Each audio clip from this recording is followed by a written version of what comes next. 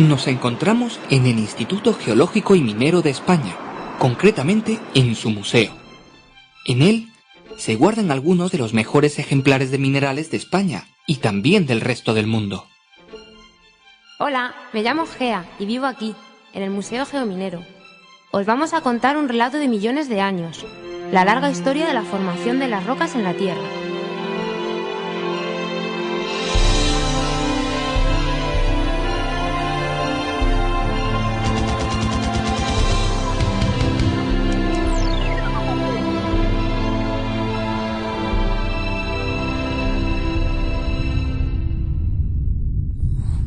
Los minerales son los componentes básicos no solo de nuestro planeta, sino también del resto de planetas y asteroides que se encuentran en el universo.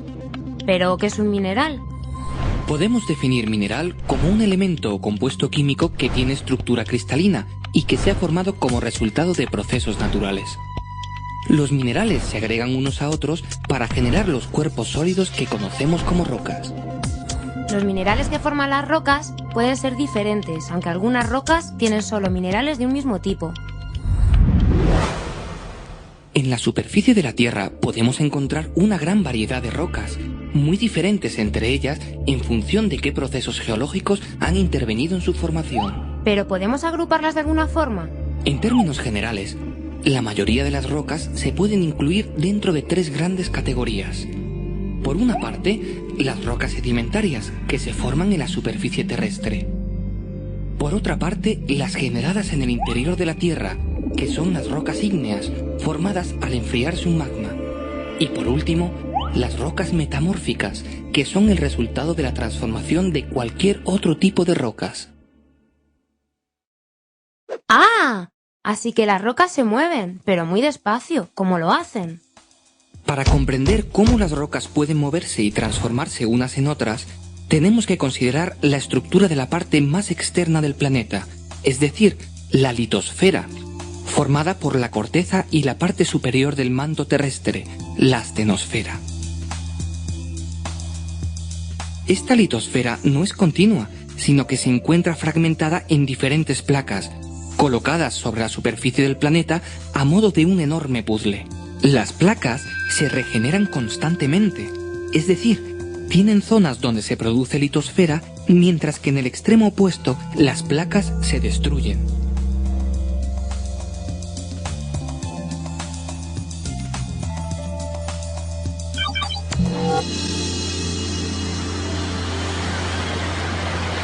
La generación se produce en unas grandes cordilleras submarinas conocidas como dorsales oceánicas, mientras que la destrucción se realiza en las zonas de subducción, donde la litosfera se introduce en el manto hasta fundirse. Para aproximarnos a los diferentes procesos que generan rocas en la Tierra, podemos utilizar un esquema simplificado dentro del marco de una de estas zonas de subducción. En este contexto, se puede definir el ciclo de las rocas, que constituye una serie circular de procesos que explican cómo las rocas pueden transformarse unas en otras. Entonces, ¿me vas a explicar el ciclo de las rocas? El ciclo puede comenzar con las rocas preexistentes, ya sean sedimentarias, ígneas o metamórficas, que se encuentran en contacto con la atmósfera terrestre.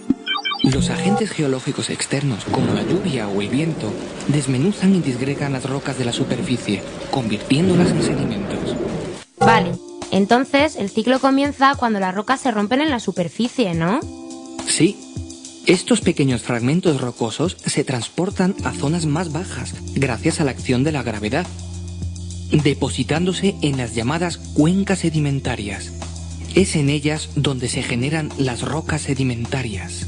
Entonces, las cuencas sedimentarias son como grandes recipientes donde se acumulan los sedimentos.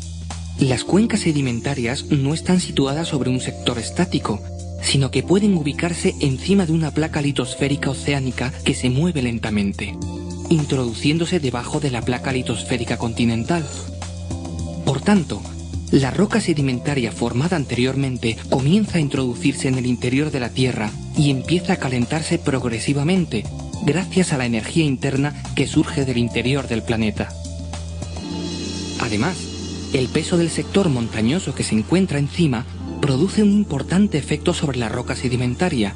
Eleva su presión litostática, lo que junto al aumento de la temperatura afecta a los minerales que la constituyen, transformándolos y colocándolos en función de la dirección de aplastamiento y generándose así una roca metamórfica. O sea, que si calentamos y comprimimos una roca sedimentaria, la podemos transformar en una roca metamórfica. Así es, Gea. Cuando el aumento de la presión y de la temperatura supera un cierto umbral, la roca metamórfica comienza a fundir, generándose así un magma que asciende lentamente hasta llegar de nuevo a la superficie terrestre, en este caso a través de un volcán, donde se solidifica formándose una roca ígnea.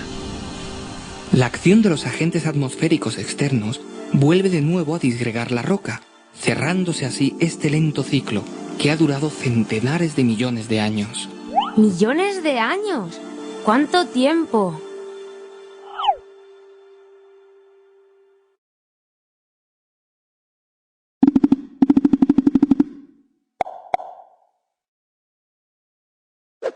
A mí me gustaría saber algo más de las rocas. ¿Me puedes contar cuántos tipos hay de rocas sedimentarias? Las rocas sedimentarias se forman en la superficie de la corteza terrestre y pueden ser de 3 tipos: detríticas, químicas y orgánicas. Las rocas sedimentarias detríticas se forman a partir de procesos de erosión, transporte y sedimentación de granos de minerales o de rocas, llamados clastos, que viajan desde las áreas fuentes generalmente elevadas hasta las cuencas de sedimentación que se encuentran a una menor altitud. El proceso se realiza por la acción del aire, el hielo o más comúnmente el agua, apoyado siempre por la fuerza de la gravedad. Así que es el agua el agente más importante para formar estas rocas, ¿no? Sí, el medio acuoso puede transformar clastos con tamaños muy variables, desde pequeñas partículas en suspensión hasta voluminosos bloques. La energía del agua disminuye progresivamente desde las zonas con mayor pendiente hacia las zonas más bajas, por lo que en la cuenca de sedimentación los sedimentos más gruesos alcanzan poco recorrido, depositándose cerca del continente y generando las rocas sedimentarias conocidas como conglomerados. Los sedimentos de tamaño medio avanzan algo más, formando las areniscas. Por último, las partículas más pequeñas, es decir, las arcillas, alcanzan la mayor distancia sedimentándose a gran profundidad lejos de la costa y formando las rocas sedimentarias conocidas como lutitas. Qué curioso, en las zonas más profundas solo hay lutitas. Bueno, no solamente. En estas zonas profundas pueden producirse rocas lutíticas orgánicas, ya que los organismos que viven en el mar, generalmente plancton, cuando mueren caen hacia el fondo de la cuenca, acumulándose gracias a la ausencia de oxígeno en esas zonas que evita su putrefacción. Esta materia orgánica se mezcla con los sedimentos arcillosos y posteriormente comienza a transformarse cuando la acumulación de capas sucesivas hace aumentar la temperatura de la roca, generándose así el petróleo, que puede migrar en estados más avanzados hacia rocas porosas que constituyen las rocas almacén de petróleo. ¿Y las rocas sedimentarias químicas se llaman así porque se forman en un laboratorio? No, Gea, no. Las rocas sedimentarias químicas se forman a partir de la precipitación de ciertos componentes químicos disueltos en el agua. Por tanto, a diferencia de las rocas detríticas, las partículas que constituyen una roca sedimentaria química se forman en el mismo sitio donde se forma la roca, es decir, en la cuenca de sedimentación.